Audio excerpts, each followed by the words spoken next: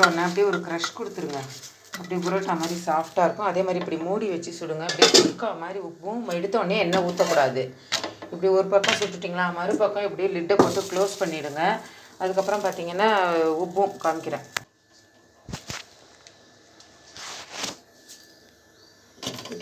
Lid open பண்ணி பார்த்தாச்சு. முதவே நல்லா உப்பி இருந்தது. உப்புனதுக்கப்புறம் தான் 2 பக்கம் எண்ணெயை விட்டேன்.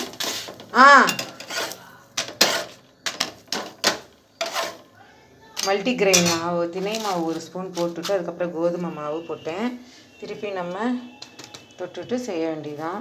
சப்பாத்தி சுடும்போது எப்பயுமே ஃபுல்லில் இருக்கணும். எக்ஸிட் ஃபேன் வேணால் போட்டுங்க. அப்போ தான் நமக்கு நல்லா வெந்து கொடுக்கும். இப்போ பாருங்கள், போக போட்டாச்சா. இப்போ இந்த லிட்டை வச்சு க்ளோஸ் பண்ணிட்டோம். 1 நிமிஷம் இப்படி 1 செகண்ட் 2 செகண்ட்ஸ் இப்படியே இருக்கட்டும்.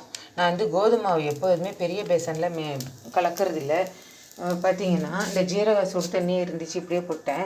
இந்த பேஷனில் தான் மிக்ஸ் பண்ணுறது. பெரிய பேஷனில் மிக்ஸ் பண்ணால் நிறைய தெரிய மாட்டேங்குது. நிறைய செஞ்சு வச்சுட்டு அப்படியே வீணாக போயிடுது. அப்படி இன்னொரு டிப் என்னென்னா, நம்ம கலக்கும் போது இந்த மாதிரி ஸ்பூன் வச்சு மிக்ஸ் பண்ணி விடணும், உப்பு போட்டு. அப்புறம் பொறுக்கிற சூடு வந்ததுக்கப்புறம் தான் இப்படி கையில் தொடணும் இந்த மாதிரி. இப்போ திருப்பி பார்த்தீங்களா, ஃபுல்கா மாதிரி இப்படி உப்பி வரும். எண்ணெயை விட்டுறாதீங்க. இப்போ திருப்பி நம்ம போட்டாச்சு. இப்போ நம்ம எண்ணெய் விடலாம். இந்த பக்கம் எண்ணெய் விட்டாச்சு.